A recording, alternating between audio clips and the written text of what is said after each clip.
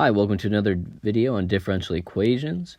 So today we're going to be talking about solutions of linear equations.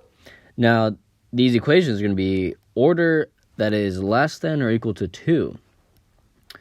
The order matters because there's other methods to apply when you have an order greater than 2.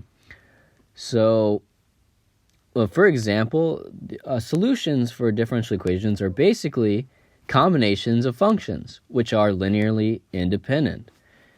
For instance, we can have y equals 2x plus 2x squared.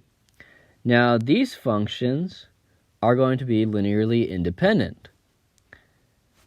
And we're going to be looking at differential equations with the form a sub n of x, y to the n power, plus a n minus 1, x, y, n minus 1, plus plus a sub 2, x, y double prime, plus a sub 1, x, y to the prime, plus a naught times a function of x.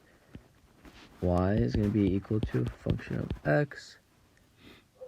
Now, this is really important right here because if your function of x is equal to 0, then your equation is homogeneous.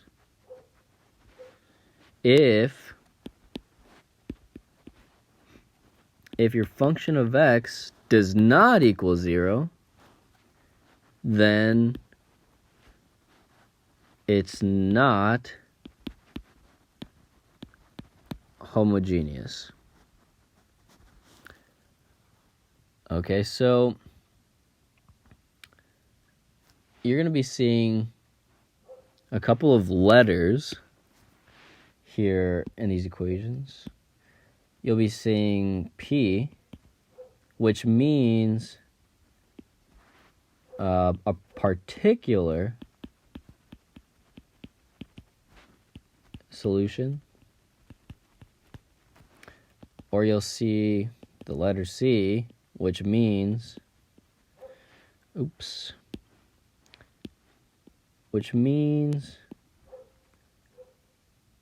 common solution. Okay, so what does the common solution look like? We'll have y is equal to y sub c plus y sub p. Okay, so if your function is equal to 0, your homogeneous solution, so for homogeneous, your common solution will equal the common solution, y sub c. However, if let's say it's non-homogeneous, your common solution will equal the sum of y sub c plus y sub p. Again, it's going to be homogeneous if the function is equal to x in the original equation, and non-homogeneous when your function is not equal to 0. So remember that. All right, so let's say we're given this problem, and it says to verify that the given function forms the fundamental set of solutions of the differential equation on the indicated interval. Well, let's just analyze this problem really quick. Notice that these solutions are linearly independent,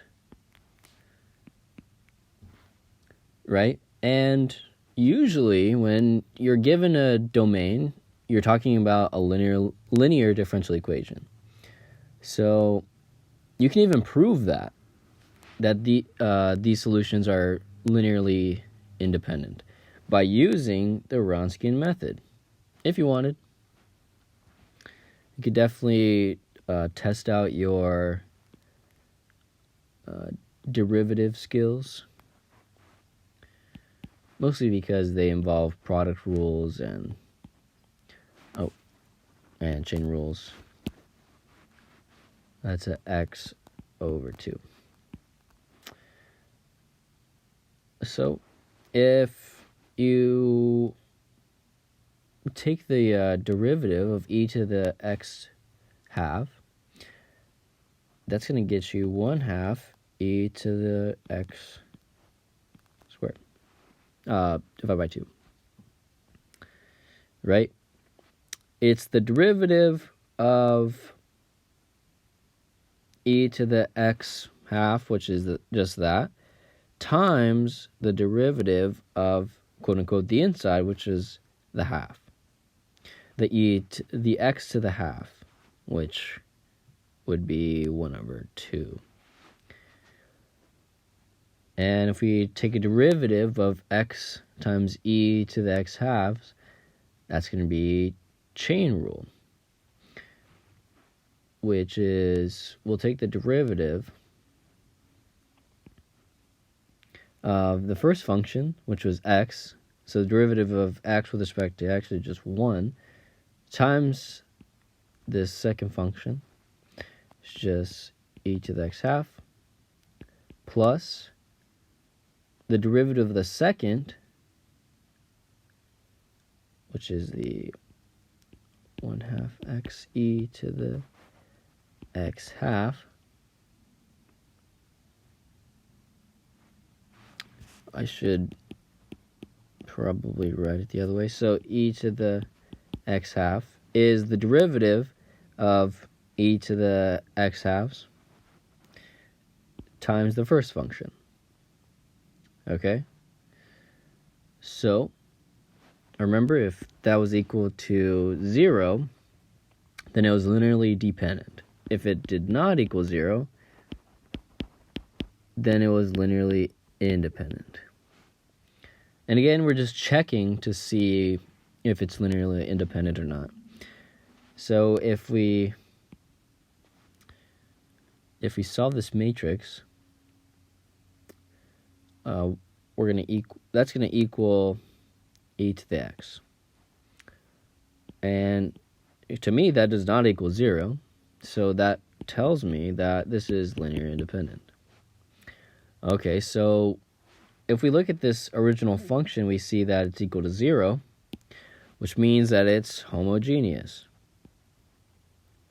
Great. So what does that mean? Well, that means that our common solution will equal y sub c. So our y sub c is y is equal to c1 e to the x half plus c2 x e to the x half. And this is how you'd write the answer. You put the c1s and the c2s, which are just the constants, because you don't know the coefficients just yet. There's ways to solve it, but you don't know them. So that's basically how you solve the solution for this linear equation. Let's look at this problem, where you're given y double prime plus y is equal to secant x. Well, right away, I can see that it's not equal to 0, but our f of x is equal to something that isn't 0, so that means that's non-homogeneous, right? Okay, so if it's non-homogeneous, we're going to look for the common solution, where it's the summation of y sub c plus y sub p. Alright, so we're given this y, what y equals, and if we look at what y equals, we can see that here, this is all y sub c. And that's y sub c because it has constants, basically. If we look over here, well, that is our y sub p. Because it's the particular solution and has to be exact. It has to be exactly that. So it's particular. The y sub c, it does not have to be as particular as the other one. So we're basically going to verify that y double prime plus y is equal to secant x.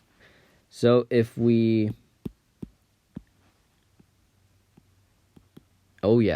if we take a derivative of y with respect to x, we will have negative c1 sine x plus c2 cosine x.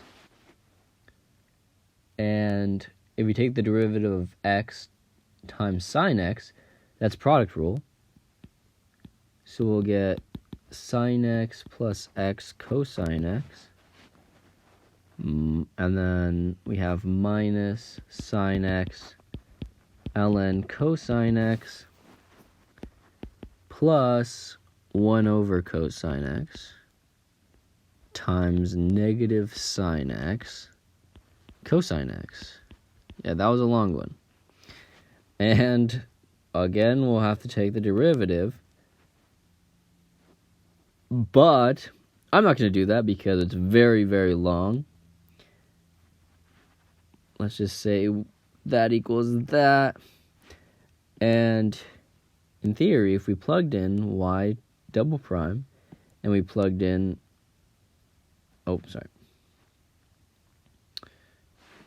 if we plugged in this y here, what we would get is secant x equal to secant x.